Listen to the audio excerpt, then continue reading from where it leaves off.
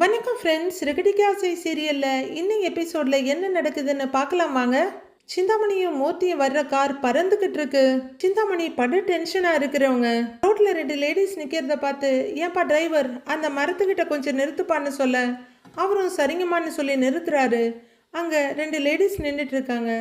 ஏம்மா, இங்கே ஒரு கல்யாணம் நடக்குதே, அது எங்கே அப்படின்னு சிந்தாமணி கேட்க, ஓ நாச்சியார் வீடா அப்படின்னு கேட்க, ஆமாம் ஆமாம் ஆமாம் அவங்களே தான் அப்படின்னு சிந்தாமணி சொல்ல, இப்படியே நேராக போங்க, ஒரு அம்மன் கோவில் வரும், அதிலிருந்து இடது பக்கம் போங்க, அந்த தெருவில் தான் ஒரு வீட்டில் தோரணெல்லாம் கட்டியிருக்கு, அதுதான் கல்யாண வீடுன்னு அந்த லேடி டீட்டெயிலாக சொல்ல, சரிம்மா தேங்க்ஸ்மா அப்படிங்கிற சிந்தாமணி, நீ போப்பா நேராக போய் லெஃப்ட் எடு அப்படின்னு டிரைவர்கிட்ட சொல்லிட்டு மறுபடியும் தேங்க்ஸ் பண்ணுறாங்க சிந்தாமணி. அவங்க சொன்ன இடத்துக்கு போப்பா அப்படின்னு மூர்த்தி சொல்ல, சீக்கிரம் போப்பான்றாங்க சிந்தாமணியும். மறுபடியும் கார் ஸ்டார்ட் ஆகி போயிட்டு இருக்கு. இங்க மாலையை மாத்திக்காங்க அப்படின்னு சொல்ல, சத்யாவும் ரேகாவும் மாலையை மாத்திக்கிறாங்க. ஐயர் உடனே மந்திரத்துங்கள் எல்லாம் ஆரம்பிக்கிறாரு. வாங்க குடம் நிறைக்கும் வள்ளல் பெரும்பசுக்கள், நீங்காத செல்வம் நிறைந்தேலோ ரெம்பாவாய் அப்படின்னு அவரு திருப்பாவையில ஒரு ஸ்டான்ஸாவை சொல்லி முடிக்க 2 பேரும் மாலையை மாத்திருக்காங்க. எல்லாரும் சபைக்கு வணக்கம் சொல்லுங்க அப்படின்னு சொல்ல 2 பேரும் திரும்பி எல்லாருக்கும் வணக்கம் சொல்றாங்க. உட்காருங்க, இந்தாங்க நீங்களும் வாங்கிக்கோங்கன்னு கையில கொஞ்சம் உதிரி பூவை கொடுக்குறாரு ஐயர். விஜயா ஒரே டென்ஷனோட வெளியவே பார்த்துக்கிட்டு இருக்காங்க. ஓம் விநாயகனே போற்றிவோம், வினைகள் தீர்ப்பவனே போற்றிவோம் அப்படின்னு ஐயர் சொல்லிக்கிட்டு இருக்கு. இங்க கார் சீறிட்டு இருக்கு. சிந்தாமணி டென்ஷனோட நெத்திய தேய்ச்சிட்டு இருக்கு. இங்க விஜயா ஒரு பக்கம் படு டென்ஷனா இருக்காங்க. அகந்தை அழிப்பவனே போற்றிவோம், அருளை தருபவனே போற்றிவோம் நீங்க மந்திரம் போய்கிட்டு இருக்கு. அச்சம் தவிர்ப்பவனே போற்றி அவர் சொல்ல, வந்துருவாங்களா வரமாட்டாங்களா, என்ன இப்படி லேட் பண்ணிட்டு இருக்காங்க அப்படின்னு டென்ஷனோட விஜயா வெளியவே பார்த்துக்கிட்டு இருக்காங்க. ஆனை முகத்தானே போற்றுவோம், ஆறுமுகன் சோதரனே போற்றுவோம், ஆதி மூலமே போற்றுவோம், ஆனந்த குருவே போற்றுவோம் அப்படிங்கிற ஒரு பூவை போடுங்கன்னு சொல்ல 2 பேரும் கைக்குள்ள பூ வச்சுட்டு கும்பிட்டு இருந்தவங்க கலசத்து மேல பூவை போடுறாங்க. சிந்தாமணி கையை பிசைஞ்சுக்கிட்டு, எவ்வளவு தைரியம் இருக்கும் இந்த பையன் சத்யாவுக்கு அப்படின்னு டென்ஷன் ஆயிட்டு இருக்க. எல்லாரும் கல்யாணத்தை சுவாரஸ்யமா பார்த்துக்கிட்டு இருக்க. விஜயா மட்டும் வாசலையே பார்த்துக்கிட்டு இருக்காங்க. ஐயர் மந்திரம் சொல்லிட்டு இருக்கு. இவங்க 2 பேரும் உட்கார்ந்து இருக்காங்க. சுத்தி இருக்கவங்க எல்லாருமே ரொம்ப சந்தோஷமா பார்த்துட்டு இருக்காங்க. அப்போ ரேகா பின்னாடி நிக்கிற மீனா, ரேகா உங்க அம்மா அப்பா இல்லைன்னு உங்களுக்கு வருத்தமா இருக்கும்னு எனக்கு தெரியும், ஆனா என்ன பண்ண முடியும், கல்யாணம் முடிஞ்சா எல்லாம் சரியாயிடும், நீங்க ஆசைப்பட்ட வாழ்க்கை கிடைக்க போகுது, அதை மட்டும் நினைச்சுக்கோங்க அப்படின்னு ரேகாவுக்கு அந்த நிலையிலேயே ஆறுதல் சொல்ல, அவங்களும் உம்மன்னு தலையை மட்டும் ஆட்டுறாங்க. இவரு அஷ்டலட்சுமியை போற்றிவோம் அதிர்ஷ்டலட்சுமியை போற்றிவோம்னு திருமாங்கல்யத்துக்கு பூஜையை ஆரம்பிக்கிறாரு. அந்த முத்துவையும் மீனாவையும் விடக்கூடாதுங்க அப்படின்னு கைய கால உதறிக்கிட்டு இருக்காங்க சிந்தாமணி. ஒரு திருமாங்கல்யத்துக்கு பூஜை எல்லாம் முடிச்சு அமிர்தலட்சுமியை போற்றி போற்றின்னு அந்த தாம்பாலத்தை மீனா கிட்ட நீட்டி, இந்தாம்மா எல்லார்கிட்டையும் கொடுத்து ஆசீர்வாதம் வாங்கிட்டு வாமான்னு கொடுக்குறாரு. மீனாவும் அதை வாங்கிட்டு ஃபர்ஸ்ட் பாட்டிக்கிட்டையும் அண்ணாமலை கிட்டையும் வர்றாங்க. விஜயாவோட ப்ரெஷர் இங்கே எகிரிக்கிட்டு இருக்குது. மீனா கொண்டு வந்து நீட்டுறவங்க, பாட்டி அட்சதை எடுத்துக்கோங்க பாட்டி அப்படின்னு சொல்ல, அவங்க திருமாங்கல்யத்தை தொட்டு கும்பிட்டுட்டு அட்சதையை கையில எடுத்துக்கிறாங்க. அடுத்ததான் அண்ணாமலை கிட்ட நீட்ட அவரும் தொட்டு கும்பிட்டுட்டு அட்சதையை எடுத்துக்கிறாரு. ச்சே, இப்படி பண்ணிட்டாலே இவ அப்படின்னு சிந்தாமணி டென்ஷன்ல உட்கார்ந்துருக்க. மீனா விஜயா கிட்ட கொண்டு வந்து நீட்டுறாங்க. இந்தாங்கத்தை எடுத்துக்கங்க அப்படின்னு நீட்ட வெளியே பார்த்துட்டு இருந்தவங்க டக்குன்னு திருமங்கலியத்தை பார்த்து தொட்டு கும்பிட்டுட்டு கொஞ்சம் அச்சதை எடுத்துக்கிறாங்க. அடுத்ததா பார்வதி அவங்க அம்மான்னு மீனா கொடுத்துக்கிட்டு இருக்க. பின்னாடி நிக்கிறவங்களையும் பார்த்துட்டு, மீனா மீனா இங்க பின்னாடி இருக்கவங்களுக்கும் கொடுமா, அங்க பாரு அங்கெல்லாம் இருக்காங்க அப்படின்னு விஜயா மற்றவங்களையும் காமிக்கிறாங்க.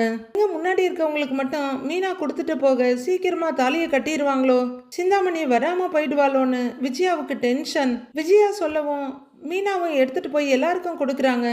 எடுத்துக்கங்க எல்லாரும் எடுத்துக்கங்க அப்படின்னு செல்வம் சொல்ல, பின்னாடி இருக்கவங்களும் அட்சதை எடுக்க ஆரம்பிக்கிறாங்க. பாரு அங்க இருக்காங்க, அவங்களுக்கெல்லாம் கொடு அப்படின்னு விஜயா ரொம்ப அக்கறையா இருக்காங்க. மீனாவும் பின்னாடி இருக்கவங்களுக்கெல்லாம் கொடுக்க, பின்னாடி இருக்கவங்க எல்லாம் எடுத்துக்கங்கன்னு செல்வமும் கைட் பண்ணிட்டு இருக்காரு. கொஞ்சம் சீக்கிரம் போப்பா நீ வேற அப்படின்னு சிந்தாமணி எரிச்சல் பட, ஆமாங்கிறாரு மூர்த்தியும். ஐயர் திருமாங்கல்யம் கட்டுறதுக்கான மந்திரங்களை ஆரம்பிக்க விஜயாவுக்கு நெல கொல்லல, கால் வேற நிக்க மாட்டேங்குது, கண்ணு வெளியவே பாஞ்சிட்டு இருக்கு. ஐயோன்னு மனசெல்லாம் பதறிக்கிட்டு இருக்கு விஜயாவுக்கு. விஜயாவும் டென்ஷனோட மொபைல பார்த்துட்டு இருக்க மீனாவும் எல்லாருக்கும் கிட்ட கிட்ட கொடுத்து முடிச்சுட்டாங்க. ஐயோ இவ வேற கொடுத்து முடிச்சிட்டாளாட்டிருக்கே, இனிமே எப்படி லேட் பண்றது அப்படின்னு இந்த பக்கம் ஒரு பார்வையும் வாசல்ல ஒரு பார்வையுமா விஜயா பரிதவிக்கிறாங்க. இப்போ சிந்தாமணியோட தவிப்பை விட விஜயாவோட தவிப்பு தான் ரொம்ப அதிகமா இருக்கு. மீனாவும் அக்ஷதையும் கொடுத்து முடிச்சுட்டு திருமாங்கல்ய தட்டை கொண்டு வந்து ஐயர்கிட்டயே கொடுக்க அவரும் மந்திரத்தை சொல்லிக்கிட்டே கையில வாங்கிக்கிறாரு. வாங்கி கீழே வைக்கிறவரு மறுபடியும் திருமங்கல்யத்துக்கு மந்திரம் சொல்லிட்டு இருக்காரு. ஒரு வழியா சிந்தாமணி வந்த கார் நாச்சியார் வீட்டு பக்கத்துல வீடு கட்டிட்டு இருக்க இடத்துல மண்ணெல்லாம் கொட்டிட்டு இருக்க இடத்துல முத்து கார் பக்கத்துல வந்து நின்றுது. நிறுத்தப்பான்னு சொல்ல ஒரு சாதாரண பிரேக் அடிச்சு நிறுத்துறாரு. மூர்த்தி ஒரு பக்கம் வேகமா இறங்க அடுத்த பக்கத்துல இருந்து சிந்தாமணி அதை விட வேகமா இறங்குறாங்க. சிந்தாமணி வரிஞ்சு கட்டிட்டு உள்ளர ஓடி வர்றாங்க. மாப்பிள்ள இந்தாங்கோ தாலிய கட்டுங்கோ அப்படின்னு ஐயர் எடுத்து சத்யா கையில குடுக்கறாரு. கெட்டி மேளம் கெட்டி மேளம் கெட்டி மேளம் அப்படின்னு ஐயர் சொல்ல சத்யா முதல் முடிச்ச போட்டிருக்காரு. அந்த ஹாலுக்குள்ள சிந்தாமணி வர அவரு அடுத்த முடிச்சையும் போட்டுடுறாரு. மங்களவாத்தியம் ஒழிச்சிட்டு இருக்கு ஹை பிச்சில். வந்து சிந்தாமணியும் மூர்த்தியும் அப்படியே வாசப்படியிலேயே உறைஞ்சு போய் நின்னுடுறாங்க. ஒரு வழியா விஜயாவோட ஆசை நிறைவேறிடுச்சு. ஐயோ தாலி கட்டுறாங்களேன்னு டென்ஷனோட பார்த்தவங்க அப்படியே வாசப்பக்கம் திரும்ப அங்க சிந்தாமணியும் மூர்த்தியும் நிக்கிறத பார்த்தவொன்னு அவங்க மேல அப்படியே தென்றலும் குற்றால சாரலும் வீசுற மாதிரி இருக்கு. அப்படி ஒரு சந்தோஷத்தோட விஜயா சிந்தாமணிய பாக்குறாங்க. சத்யா எல்லா முடிச்சையும் போட்டுட்டு இந்த பக்கம் திரும்புறாரு. பாத்தியா உன் மக கல்யாணம் அந்த வெறும் பயலோட ஒன்னும் இல்லாத பையனோட முடிஞ்சிருச்சு. அவன் அவ கழுத்துல தாலியை கட்டிட்டான், அவ்வளவுதான் எல்லாம் முடிஞ்சிருச்சு. பாரு கண்குளிர பாருன்னு விஜயா பார்வையாலேயே சொல்லிட்டு இருக்காங்க சிந்தாமணிக்கு. ஐயர் மந்திரங்களை கண்டினியூ பண்ணிட்டு இருக்க மீனா மாலையை அட்ஜஸ்ட் பண்ணி விட்டுட்டு இருக்காங்க. பார்த்த சிந்தாமணி ரேகா அப்படின்னு அடி வயிற்றுல இருந்து ஒரு கத்து கத்துறாங்க. அவ்வளவுதான் சர்வமும் அடங்கி போயிடுது. எல்லாரோட தலையும் இந்த பக்கம் தான் திரும்பி நிக்குது. எல்லாருமே ஒரே அதிர்ச்சியோட பார்த்துட்டு இருக்க விஜயா மட்டும் சந்தோஷமா பார்த்துட்டு இருக்காங்க. அங்க நிலப்படி முன்னாடியே நின்னுட்டு இருந்த சிந்தாமணி ஒரு படி இறங்கி கீழே வர, வா சிந்தாமணி கரெக்டா பொண்ணு கல்யாணத்தை பார்க்க வந்துட்டியே, நல்லா மனசு குளிர பார்த்துட்டியான்னு கேக்குறாங்க விஜயா. வாயை மூடுங்கிற சிந்தாமணி, டேய் முத்து யார கேட்டுடா இந்த கல்யாணத்தை பண்ணுனீங்க அப்படின்னு கத்த எல்லாரும் இவங்களையே பார்த்துட்டு இருக்காங்க. ரேகா மெல்ல எழுந்திருக்க போக, ரேகா உட்காருங்க அப்படின்னு உட்கார வைக்கிறாங்க மீனா. முத்து முறைப்பாவே நின்னுட்டு இருக்க, ஏன் பொண்ணுக்கு கல்யாணம் பண்ணி வைக்க நீங்க யாருடா அப்படின்னு கத்திட்டு இருக்காங்க. ரேகா எங்களை இப்படி ஏமாத்திட்டியே அப்படின்னு அவங்க அப்பா சொல்றாரு. சிந்தாமணி கொஞ்சம் முன்னாடி நடந்து வர உட்கார்ந்திருந்த பாட்டி அண்ணாமலை எல்லாரும் எழுந்து நிக்கிறாங்க. நீங்க எல்லாம் நல்ல குடும்பத்தை சேர்ந்தவங்க தானா அப்படின்னு சிந்தாமணி கேட்டுக்கிட்டு இருக்க சத்யா கொஞ்சம் திகிலோட ரேகாவை பாக்குறாரு. என் பொண்ணுக்கு இப்படி திருட்டுத்தனமா கல்யாணம் பண்ணி வச்சிருக்கீங்க, உங்க யாரையும் நான் சும்மா விட மாட்டேன் அப்படின்னு சிந்தாமணி சொல்ல, இப்ப எதுக்கு இங்க வந்து சவுண்ட் விட்டுட்டு இருக்கீங்க? அதான் கல்யாணம் நல்லபடியா நடந்து முடிஞ்சிருச்சுல்ல. கல்யாண பொண்ணுக்கு அப்பா அம்மா கூட இல்லையேன்னு ஒரு குறை இருந்துச்சு, இப்ப அதுவும் சரியாயிடுச்சு, வந்து ஆசீர்வாதம் பண்ணுங்க அப்படின்னு முத்து சர்வசாதாரணமா சொல்றாரு. டேய் நிறுத்துறா, இது ஒரு கல்யாணம், இதுக்கு நாங்க ஆசீர்வாதம் வேற பண்ணணுமாக்கும் அப்படின்னு சிந்தாமணி கத்த, இதுக்கு பேரு திருட்டு கல்யாணங்கிறாரு மூர்த்தி. ஊரை கூட்டி எல்லார் முன்னாடியும் கல்யாணம் பண்ணி இருக்கிறோம், இது எப்படிங்க திருட்டு கல்யாணம் ஆகும் அப்படின்னு முத்து கேட்டுட்டு இருக்காரு. ஏங்க இவங்கிட்ட நமக்கு என்னங்க பேச்சு அப்படிங்கிற சிந்தாமணி மகள் பக்கம் திரும்பி கோவமா, ஏய் ரேகா அவன் கட்டின தாலிய கழட்டி வீசிட்டு வாடி அப்படின்னு கூப்பிட ரேகா கலங்கி போய் பாக்குறாங்க. சத்யாவும் ரொம்பவே கலக்கத்தோட உட்கார்ந்து இருக்காரு. வாமா அப்படின்னு மூர்த்தி கூப்பிட, எங்க வர சொல்றீங்க? அவங்க இப்ப எங்க வீட்டு பொண்ணு, என் தம்பியோட பொண்டாட்டிங்கிறாங்க மீனா. அப்படி போடு சபாஸ், சரியான போட்டி அப்படின்னு விஜயா ஜாலியா பாக்குறாங்க. ஏய் நீ வாய மூடுறி, பிச்சைக்கார குடும்பத்துல என் பொண்ணு வந்து வாழணுமா அப்படின்னு மீனா கிட்ட பயங்கரமா கத்துற சிந்தாமணி, ரேகா நான் சொல்லிக்கிட்டே இருக்கேன், தாலிய கழட்டி போட்டுட்டு எழுந்து வா, ஏய் வா வாடின்னு சொல்றேன்ல அப்படின்னு சிந்தாமணி ஒரேட்டு எடுத்து வைக்க முத்து கைய நீட்டுறாரு. இங்க பாருமா அப்படின்னு பாட்டி கத்த சிந்தாமணி அவங்க பக்கம் திரும்புறாங்க. என்ன நினைச்சிட்டு இருக்கிற? தாலி கட்டியாச்சு, இப்போ அவ புருஷன், அவனை விட்டுட்டு அவ எதுக்கு உங்கூட வரணும் அப்படின்னு பாட்டி கத்துறாங்க. அவ ஏன் பொண்ணு, அவளை நான் பெத்தவன்றாங்க சிந்தாமணி. பெத்தவன்னா பொண்ணு ஆசைப்பட்டவனுக்கு கல்யாணம் பண்ணி வச்சீங்களா? அவளுக்கு பிடிக்காதவனோட கல்யாணம் பண்ணி வைக்கணும்னு நினைச்சா அவளும் தான் என்ன பண்ணுவா? அவளுக்கு பிடிச்ச வாழ்க்கைய அவ தேடிக்கிட்டா அப்படிங்கிறாரு அண்ணாமலை. நீ எல்லாம் ஒரு பெரிய மனுஷன் ஐயா அப்படின்னு சிந்தாமணி கத்த பாட்டிக்கு பயங்கரமா கோவம் வந்துடுது. ஏய், என் பிள்ளைய மரியாதை இல்லாம பேசுன, வாயில நாக்கு இருக்காது பாத்துக்க அப்படின்னு கத்துறாங்க. மூர்த்தி, ஏம்மா பெரியவங்க செய்யற காரியமா இது? எங்க விருப்பம் இல்லாம எங்க பொண்ணுக்கு நீங்க கல்யாணம் பண்ணி வைக்கிறீங்க அப்படின்னு மூர்த்தி கேக்குறாரு. அவ விருப்பத்துக்கு எதிரா நீங்க பண்ண அப்புறம் அவ என்ன பண்ணுவா அப்படின்னு அண்ணாமலை கேக்குறாரு. ஓகே, நாம எதுவும் பேச வேண்டாம், இப்படியே பார்த்துக்கிட்டு இருக்கலாம், மற்றவங்க எல்லாம் பார்த்துக்குவாங்கன்ற நம்பிக்கையோட சந்திரா சீதா எல்லாம் பார்த்துட்டு இருக்காங்க. எங்க பொண்ணுக்கு எது நல்லதுன்னு எங்களுக்கு தெரியாதா? அவனை நம்பி நான் வேலை போட்டு கொடுத்தேன், இப்ப எனக்கே துரோகம் பண்ணிட்டான் அப்படின்னு மூர்த்தி சொல்றாரு. உடனே முத்து, யாருங்க சார் துரோகம் பண்ணா? அவன் முறைப்படி உங்ககிட்ட வந்து உங்க பொண்ணை லவ் பண்றேன்னு சொன்னானா இல்லையா? நீங்க பெரிய மனுஷனா இருந்தா அவனுக்கு கல்யாணம் பண்ணி வச்சிருக்கணும். அதை விட்டு அவன் மேல பொய் கேஸ் போட்டு அவனை உள்ள தள்ளி அடி வாங்க வச்சீங்கல்ல, அதுக்கு பேர் என்னங்க சார் அப்படின்னு முத்து கேட்க பதில் சொல்ல முடியாம நிக்கிறாங்க. விஜயாவுக்கு கொண்டாட்டமா இருக்கு. சரி, நமக்கு நிறைய சப்போர்ட் இருக்கு, தைரியமா நாமளும் முன்னாடி வரலான்னு நினைக்கிற சந்திரா.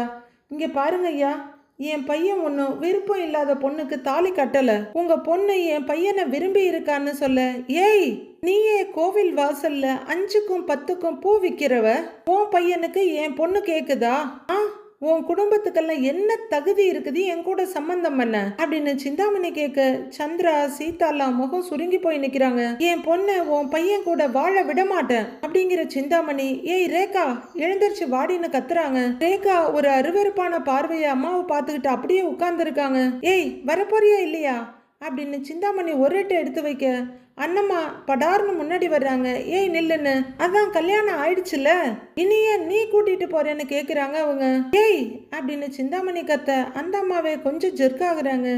நான் யாருன்னு உங்களுக்கெல்லாம் தெரியாது அப்படின்னு சிந்தாமணி கத்த. அதெல்லாம் ஓ ஊர்ல வச்சுக்க, இது எங்க ஊரு, இங்க வந்து கல்யாணம் ஆன பொண்ணை நீ இழுத்துக்கிட்டு போவ, நாங்கெல்லாம் பார்த்துக்கிட்டு இருக்கணுமா அப்படின்னு அண்ணம்மா ஜங்கு ஜங்குன்னு குதிக்கிறாங்க. இதோ பாரு, கழுத்துல தாலி ஏறிடுச்சு, இனிமே அவங்க 2 பேரும் தான் சேர்ந்து வாழணும், முடிஞ்சா அவங்கள ஆசீர்வாதம் பண்ணிட்டு போ அப்படின்னு பாட்டி சொல்ல.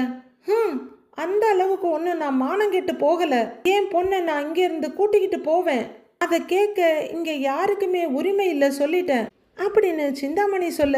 உடனே மீனா, சத்யாவுக்கு உரிமை இருக்கு, ரேகா அவன் தாலி கட்டின பொண்டாட்டி அப்படின்னு சொல்ல.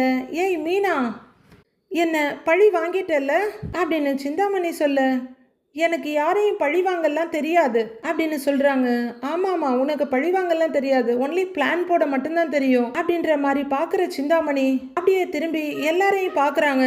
சடார்னு சிந்தாமணி, எல்லாரும் தள்ளுங்க அப்படின்னு தள்ளி விட்டுட்டு கிச்சனுக்கு போய் ஒரு பெரிய கொடுவால் எடுத்துட்டு வர்றாங்க. அவன் உயிரோட இருந்தா தானே என் பொண்ணு கூட வாழ முடியும், அவனை நானு அப்படின்னு சொல்லிட்டு அவங்க ஓங்கி விட்டு வேகமா வர முத்து வேகமா வந்து அவங்கள தடுக்கிறாங்க. விடுங்க விடு அப்படின்னு சிந்தாமணி திமிரிட்டு இருக்க. ஐயோ மாப்பிள்ள அப்படின்னு சந்திரா கத்திட்டு இருக்காங்க. சத்யாவும் ரேகாவும் அதிர்ச்சியோட எழுந்து நிக்கிறாங்க. விடுறா சொல்றேன், விடு என்ன அப்படின்னு சிந்தாமணி கொடுவால ஓங்கிக்கிட்டு இருக்க. முத்து அவங்க கையை மடக்கி அதை கீழே தட்டி விட்டுடுறாரு. என்ன ரவுடித்தனம் பண்ணிட்டு இருக்கிற, இங்க இருந்து ஊர் போய் சேரணுமா வேண்டாமான்னு பாட்டி கத்துறாங்க. அவ்வளவுதான், சந்திராவுக்கு பயங்கரமா வீரம் வந்துருது. எல்லாரையும் ஒதுக்கி விட்டுட்டு, இங்க பாருங்க, இப்ப ரேகா என் வீட்டு மருமக, அவ எங்கேயும் வரமாட்டா அப்படின்றவங்க மறுபடியும் பொண்ணு மாப்பிள்ள பக்கம் திரும்பி, ரேகா நீ உட்காரு, சத்யா நீ உட்காரு அப்படின்னு சொல்ல 2 பேரும் உட்காருறாங்க. மறுபடியும் சிந்தாமணி பக்கம் திரும்புறவங்க, எங்களை மீறி நீ உன் பொண்ணை இங்கிருந்து கூட்டிட்டு போக முடியாது அப்படின்னு சந்திரா அப்படியே தெரிக்கிற கண்களோட சொல்ல. விஜயா ஜாலியா சிரிச்சிட்டு இருக்காங்க. அப்படி சொல்லுங்க அத்தை, இப்படி உங்களை தைரியமா பாக்குறதுக்கு எவ்வளவு கெத்தா இருக்கு தெரியுமா அப்படிங்கிற முத்து. என்ன சிந்தாமணி அம்மா கேட்டுச்சா, உன் பொண்ணெல்லாம் எங்கேயும் வரமாட்டா அப்படின்னு முத்து சொல்ல சிந்தாமணி வெறிச்சு பார்த்துட்டு இருக்காங்க. இன்னும் சடங்கெல்லாம் முடிக்க வேண்டி இருக்கு, வெளியில பந்தி ரெடியா இருக்கு, வந்ததுக்கு பொண்ணு மாப்பிள்ளைய ஆசீர்வாதம் பண்ணிட்டு சாப்பிட்டுட்டு போங்க அப்படிங்கிறாரு முத்து. சிந்தாமணி அப்படியே வெறுத்து போய் நிக்க. சிந்தாமணி, நான் இப்பவே போலீஸுக்கு ஃபோன் பண்றேன் அப்படிங்கிறாரு மூர்த்தி. சார், போலீஸ் வந்து என்ன பண்ண போறாங்கன்னு ஸ்ருதி கேக்குறாங்க. இங்க இல்லீகலா எதுவும் நடக்கலையேன்னு அவங்க சொல்ல. அதானேன்னு பாட்டியும் தலையாட்டிட்டு பாத்துட்டு இருக்காங்க. இங்க பாருங்க, 2 பேருக்கும் மேரேஜ் பண்ற வயசுதான், போலீஸ் வந்தாலும் அதை தான் சொல்லுவாங்க அப்படின்னு ரவி சொல்றாரு. சிந்தாமணி அப்படியே எல்லாரையும் வெறிச்சு பார்த்துக்கிட்டு இருக்க. போலீஸ் என்ன யார் வந்தாலும் இந்த ஊரை தாண்டி இந்த பொண்ணை கூட்டிட்டு போக முடியாதுன்னு பெருவரில் கெத்தா ஆட்டுறாங்க அண்ணம்மா. சிந்தாமணி ஒண்ணுமே செய்ய முடியாத நிலைமையில வெறுத்து போய் நின்றுட்டு இருக்க. எல்லாரும் அமைதியா அவங்களையே பார்த்துட்டு இருக்காங்க. அம்மா ப்ளீஸ்மா, எனக்கும் சத்யாவுக்கும் கல்யாணம் ஆயிடுச்சு, நான் இப்ப சத்யாவோட ஒய்ஃப், நான் எங்கேயும் வரமாட்டேன் அப்படின்னு ரேகா சொல்ல பாட்டி அப்படியே ரொம்ப பெருமிதமா பாக்குறாங்க. தொலைஞ்சு போங்கன்னு தலையை மொழிகிட்டு போறதை விட்டுட்டு சிந்தாமணி இன்னும் அங்கேயே நின்றுட்டு இருக்காங்க. ஏய் என்னடி பேசுற அப்படின்னு அழுகியோட ஆரம்பிக்க மூர்த்தி கண்கள்ல கரகரன்னு கண்ணீரோட, சிந்தாமணி வேண்டாம் விடு, மற்றவங்க யார் பேசினாலும் பரவாயில்ல, நம்ம பொண்ணே நம்மள வேண்டான்னு சொல்லிட்டா அப்படின்னு சொல்லிட்டு இருக்க. ரேகாவும் லைட்டா கண் கலங்கி பார்த்துட்டு இருக்காங்க.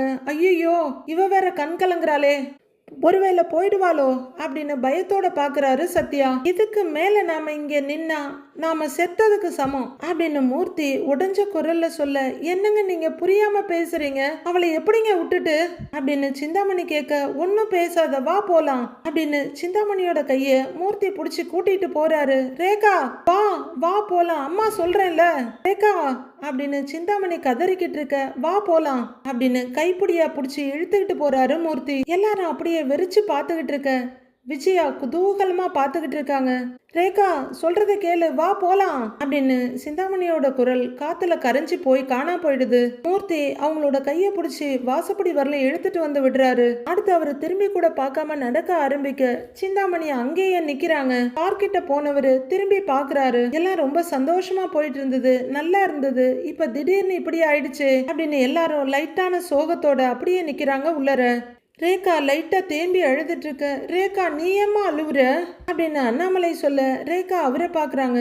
நீங்க சடங்கு நடத்துங்க அப்படின்னு அண்ணாமலை சொல்ல, சரி அப்படின்னு ஐயர் நித்திய லட்சுமியை போற்றிவோம்னு ஆரம்பிக்கிறாரு. மறுபடி மங்களவாத்தியம் ஆரம்பிக்குது. பாட்டி கொஞ்சம் தயக்கமும் சங்கடமா அண்ணாமலைய பாக்குறாங்க. வாசுப்படியில நின்னுட்டு இருந்த சிந்தாமணி பயங்கர கோவத்தோட அங்க இருக்க வாழை மரத்தை கீழே தள்ளி விடுறாங்க. நெத்தி வகிட்டுல குங்குமம் வைங்கோ, அப்படியே திருமாங்கல்யத்துல வைங்கோ அப்படின்னு ஐயர் சொல்ல சத்யா நெத்தி வகிட்டுல குங்குமம் வச்சு விட மீனா கொஞ்சம் ஹெல்ப் பண்றாங்க.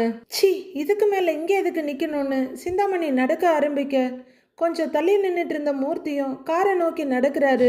அப்போ விஜயா சிந்தாமணின்னு கூப்பிட வந்துட்டு இருந்த சிந்தாமணி அப்படியே ஒரு மரத்து மேல கையை ஊனி படார்னு நிக்கிறாங்க. மீதி எல்லாருமே உள்ளர இருக்க. விஜயா மட்டும் ரொம்ப ஸ்டைலா தென்னாவட்டா நடந்து வர்றாங்க. சிந்தாமணி பக்கத்துல வர்றவங்க, நான் அன்னைக்கே சொன்னேன் இல்ல உன் பொண்ணு ஒரு ஒன்னும் இல்லாதவனை தான் கல்யாணம் பண்ணிக்குவான்னு, அது இப்போ நடந்துருச்சு பாத்தியா அப்படின்னு விஜயா கேட்க சிந்தாமணி படார்னு திரும்பி விஜயாவை பாக்குறாங்க. நீ அவ்வளவு தூரம் கூப்பிட்டோம் உன் பொண்ணு உன்னை கொஞ்சம் கூட மதிக்காம அவன் தான் வேணும்னு அங்கேயே உட்கார்ந்துட்டால, அதை பார்க்கும்போது உனக்கு ரொம்ப வலிச்சிருக்கும்ல.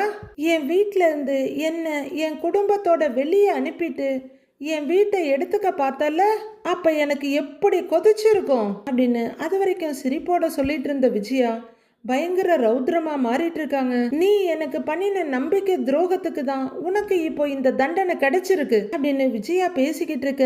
சிந்தாமணி வெறுத்து போய் பார்த்துட்டு இருக்காங்க. பயங்கர கோவத்தோட நின்னுட்டு இருந்த விஜயா அப்படியே லைட்டா சிரிப்புக்கு மாறி, உன் பொண்ணு கல்யாணத்தை பார்த்து உன் கண்ணுல இருந்து ரத்த கண்ணீர் வரணும்னு தானா உன்னை இங்க வர வச்சேன் அப்படிங்கிற விஜயா ரொம்ப திருப்தியான பெருமூச்சு விட்டுட்டு, இப்ப எனக்கு ரொம்ப சந்தோஷமா இருக்கு, இந்த சந்தோஷத்தோடையே போய் 2 டம்ளர் பாயசம் குடிக்க போறேன் அப்படின்னு விஜயா சொல்ல பார்வையாளி அவங்கள ஒரு வெட்டு வெட்டிட்டு சிந்தாமணி அங்கிருந்து கிளம்புறாங்க.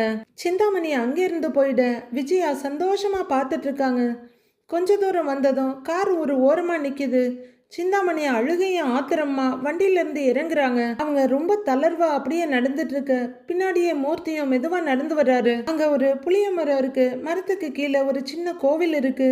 சிந்தாமணி ஏன் இங்க வந்து நிக்கிற, போலாம் வா அப்படின்னு மூர்த்தி கூப்பிட்டுட்டு இருக்க. சிந்தாமணி அழுதுகிட்டே இருக்காங்க.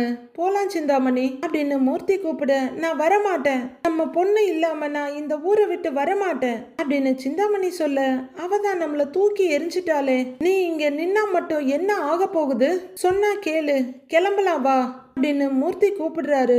முடியாதுங்க, அந்த வெறும் பைய கூட நம்ம பொண்ணு வாழக்கூடாது அப்படிங்கிற சிந்தாமணி அப்படியே மரத்தடியிலேயே உட்கார்ந்துடுறாங்க.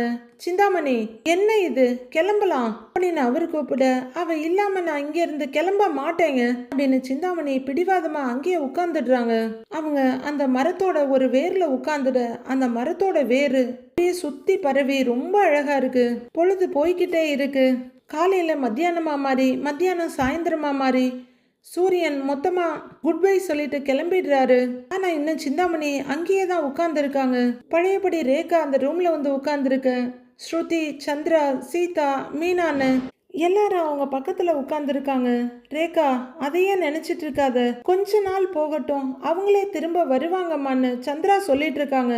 ஆமா ரேகா, எங்க வீட்ல கூட எனக்கு மேரேஜ் ஆனப்ப கோவமா தான் இருந்தாங்க. இப்ப எல்லாமே நார்மல் ஆயிடுச்சு அப்படின்னு ஸ்ருதியும் தைரியம் கொடுக்குறாங்க.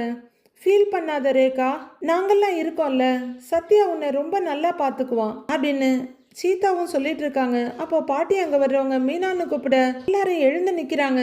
உள்ளர வர்ற பாட்டி, என்ன எல்லாரும் இங்க உட்காந்து பேசிக்கிட்டு இருக்கிறீங்க அப்படின்னு கேட்க, ரேகா நடந்ததை நினைச்சு ரொம்ப வருத்தப்பட்டுக்கிட்டு இருக்காங்க பாட்டி அப்படின்னு மீனா சொல்ல, விடுமா, உங்க அம்மா நாம என்ன சொல்லியும் புரிஞ்சுக்கவே இல்லை, என்ன செய்ய முடியும், கொஞ்ச நாள் போகட்டும் விடு அப்படிங்கிற பாட்டி. சந்திரா, அடுத்து செய்ய வேண்டிய சடங்கெல்லாம் செய்யணும்ல, உன் மருமகளை கூட்டிக்கிட்டு வாண்டாங்க. சரிங்கம்மான்னு தலையாட்டுறாங்க சந்திரா. ரேகா வான்னு கூப்பிட ரேகா நடக்க ஆரம்பிக்கிறாங்க. அவங்க வெளியே போக ஸ்ருதி சீதாவோட கையை தட்டி இதுக்கு மேல என்ன சடங்கு இருக்குன்னு கேக்குறாங்க. சீதா அவங்க வெக்கத்தோட சிரிச்சுட்டு, ஏங்க ஃபர்ஸ்ட் நைட் ஏற்பாடெல்லாம் இருக்குல்லன்னு கேக்குறாங்க. ஓ அதுவா, ஓகே ஓகே அப்படின்னு ஸ்ருதியும் ஜாலியா சிரிச்சுட்டு அங்கிருந்து போறாங்க. ஃபர்ஸ்ட் நைட் ரூமுக்கு போறதுக்கு பொண்ணு மாப்பிள்ள 2 பேரும் ரெடியா இருக்காங்க. வெளியே விஜயா, அண்ணாமலை, பாட்டி, சந்திரா, பார்வதின்னு எல்லாரும் நின்றுட்டு இருக்க 2 பேரும் வாரேக்கான்னு சொல்லி அவங்க காலில் விழறாங்க. நல்லா இருங்க நல்லா இருங்கன்னு ஆசீர்வாதம் பண்றாங்க. அவங்க 16 பெற்று பெருவாழ்வு வாழ்கன்னு பாட்டியும் பிளஸ் பண்ணிட்டு இருக்காங்க. உங்களை பார்க்க ரொம்ப சந்தோஷமா இருக்கு, நல்லா இருங்கன்னு அண்ணாமலையும் பிளஸ் பண்றாரு. சத்யா, ரேகா உன்னை நம்பி வந்திருக்கிறா, நீ இவளை நல்லபடியா பாத்துக்கணும்பா அப்படின்னு அவங்க அம்மா சொல்ல ரேகா புன்னகையோட நின்றுட்டு இருக்காங்க. அம்மா அதெல்லாம் நல்லா பார்த்துக்குவேம்மா அப்படின்னு சத்யா சொல்லிட்டு இருக்காரு. அம்மா மீனா அப்படின்னு பாட்டி கூப்பிட, பாட்டி அப்படிங்கிறாங்க. நீ போய் பால் எடுத்துட்டு வா அப்படின்னு சொல்ல, சரிங்க பாட்டின்னு அந்த பக்கமா போறாங்க மீனா. அப்போ சிந்தாமணி உள்ளர வர கூடவே மூர்த்தியும் வர்றாரு. அந்த பாலை எனக்கு ஊத்துங்க அப்படின்னு சத்தம் கேட்டு எல்லாருமே அப்படியே அதிர்ச்சியோட அங்க திரும்பி பாக்குறாங்க. மறுபடியுமா அப்படின்னு முத்துவும் மீனாவும் பார்த்துட்டு இருக்காங்க. சிந்தாமணி அப்படியே கலங்கன முகத்தோட நின்னுட்டு இருக்க ரேகான்னு அவங்க அப்பா கூப்பிடுறாரு. ரேகா அப்படியே மெதுவா 2 ஸ்டெப் முன்னாடி அவங்க அம்மாட்ட வந்து நிக்கிறாங்க. சிந்தாமணி கலங்கன கண்களோட மகளை பார்த்துட்டு இருக்க, என்ன திரும்பவும் பிரச்சனை பண்ண வந்திருக்கீங்களா அப்படின்னு முத்து கேட்க, எங்க பொண்ணை பார்த்து பேசுற உரிமை கூட எங்களுக்கு இல்லையா அப்படின்னு மூர்த்தி கேக்குறாரு. யாருங்க உரிமை இல்லைன்னா ஆனா அப்படின்னு முத்து ஏதோ சொல்ல வர, முத்து அமைதியா இருங்கிறாரு அண்ணாமலை. கொஞ்சம் கலக்கமும் பயமா சிந்தாமணிய பாத்துக்கிட்டு இருக்காங்க. சிந்தாமணி 1000 கோப தாபம் இருந்தாலும் அவ நீ பெத்த பொண்ணு, அவ விருப்பப்பட்ட வாழ்க்கைய அவ தேடிக்கிட்டா, அதுல ஒன்னும் தப்பு இல்ல. இப்பதான் அவ வாழ்க்கைய தொடங்க போறா, இப்பவாவது அவளை ஆசீர்வாதம் பண்ணன்னு பாட்டி ஒரு பெரிய லெக்சர் கொடுக்குறாங்க. ஓ, ஒரு சீனோட முடிஞ்சிருச்சுன்னு நினைச்சோம், மறுபடியும் வந்திருக்காளா, ஜாலி ஜாலின்னு விஜயா பார்த்துட்டு இருக்க. ரேகா, உங்க அம்மா எவ்வளவு உடைஞ்சு போயிட்டா தெரியுமா, நீ இல்லாம இந்த ஊரை விட்டு போக மாட்டேன்னு சொல்லிட்டு ஊருக்குள்ள ஒரு மரத்தடியிலேயே உட்கார்ந்து இருந்தா, பச்சை தண்ணி கூட குடிக்க மாட்டேன்னுட்டா அப்படின்னு மூர்த்தி சொல்ல ரேகாவும் கலங்கன கண்ணோட பாக்குறாங்க அவங்க அம்மாவை. எதுக்கு சாப்பிடாம கொல்லாம வரணும், சாப்பாடெல்லாம் இருக்கு, நீங்க வேணும்னு நினைச்சா சாப்பிடலாங்கிறாரு முத்து. சிந்தாமணி அப்படியே கண்ணீரோட முத்துவை பார்த்து முறைச்சுக்கிட்டு, உன் வீட்டு சாப்பாட்டை சாப்பிட நான் இங்க வரல, என் பொண்ணை கூட்டிட்டு போறதுக்காக வந்தேன்னு சிந்தாமணி சொல்ல குழப்பமா பாக்குறாங்க ரேகா. மறுபடியும் ஃபர்ஸ்ட்ல இருந்தா அப்படிங்கிற மாதிரி எல்லாரும் சுரீர்னு பாக்குறாங்க. ஓ, இன்னொரு தடவை நீ அவமானப்பட போறியா, அது எனக்கு எவ்வளவு ஆனந்தமா இருக்கும், கண்கொள்ளா காட்சின்னு சந்தோஷமா பார்த்துட்டு இருக்காங்க விஜயா. எல்லாரும் அப்படியே உறைஞ்சு போய் நின்றுட்டு இருக்க. எதுக்குமா மறுபடியும் முதல்ல இருந்து ஆரம்பிக்கிற, நல்லபடியா கல்யாணம் முடிஞ்சிருச்சு, இதுக்கு மேல உங்க பொண்ணை நீங்க எப்படி கூட்டிக்கிட்டு போக முடியும், மறு வீட்டுக்கு பொண்ணு மாப்பிள்ளைய சேர்த்து கூட்டிக்கிட்டு போங்க, அதுதான் முறைன்றாரு அண்ணாமலை. சிந்தாமணி கண்ணீரோட மகளை பார்த்துக்கிட்டே நிக்க, ஆமா சிந்தாமணி, இனிமே சத்யா தான் உன் வீட்டு மாப்பிள்ளை, உன் பொண்ணோட புருஷன், நாம 2 பேருமே ஒரே குடும்பத்துல தான் சம்பந்தம் பண்ணி இருக்கோம் அப்படின்னு விஜயா மொத்த குதூகலத்தையும் மறைச்சிட்டு சொல்றாங்க. சந்திரா கொஞ்சம் இவங்க புகழ்றாங்களா இல்ல கேவலப்படுத்துறாங்களான்னு புரியாம பாக்க, இப்ப நாம எல்லாரும் சொந்தக்காரங்களா ஆயிட்டோம்ல அப்படின்னு சந்தோஷ சிரிப்போட கேக்குறாங்க விஜயா. சிந்தாமணி அப்படியே விஜயா பக்கமா திரும்ப, ஏய் விஜயா, இப்ப எரியிற நெருப்புல எண்ணெயை விட்டு நீ குளிர்காய விரும்பாத, கொஞ்சம் சும்மா இரு அப்படின்னு பார்வதி சொல்லு. நீ சும்மா இரு அப்படின்ற விஜயா அடுத்து நடக்க போறத பார்க்க ஜாலியா திரும்புறாங்க. இங்க பாருங்கம்மா, இன்னைக்கு நாள் நல்லா இருக்கு, அதனால சாந்தி முகூர்த்தத்துக்கு ஏற்பாடு பண்ணி இருக்கு, இருந்து அவங்கள ஆசீர்வாதம் பண்ணு, மனசார நல்லா இருங்கன்னு வாழ்த்து அப்படிங்கிற பாட்டி சத்யா பக்கம் திரும்பி, சத்யா அப்படி போ, அவங்க 2 பேர்கிட்டையும் ஆசீர்வாதம் வாங்கிக்க அப்படின்னு பாட்டி சொல்ல, அப்படியே சிந்தாமணியோட பார்வை சத்யாவோட முகத்துக்கு போகுது. அவர் அப்படியே பயந்து போய் நிக்கிறாரு. முத்துவும் மீனாவையும் இவங்களையும் அவங்களையும் மாறி மாறி பார்த்துட்டு, சத்யா பாட்டி சொல்றாங்கல்ல போங்கிறாரு முத்து. சத்யா பயத்தோட ஒவ்வொரு அடியா எடுத்து வச்சு முன்னாடி வர இடக்காட்ட வந்து நின்று 2 பேருமே அவங்க காலில் விழ போறாங்க. சிந்தாமணி உடனே நில்லுங்கன்ற மாதிரி கையை குறுக்க நீட்டுறாங்க. சொல்ல முடியாத வெறுப்போட சத்யாவை 2 பேரும் பாக்குறாங்க. அப்போ பார்வதி, சிந்தாமணி என்ன நீ, அவ ஓன் பொண்ணு, ஓன் ரத்தம், அவ வாழ்க்கை நல்லா இருக்கணும்னு ஆசீர்வாதம் பண்றதுல உனக்கு என்னன்னு பார்வதி கேக்குறாங்க.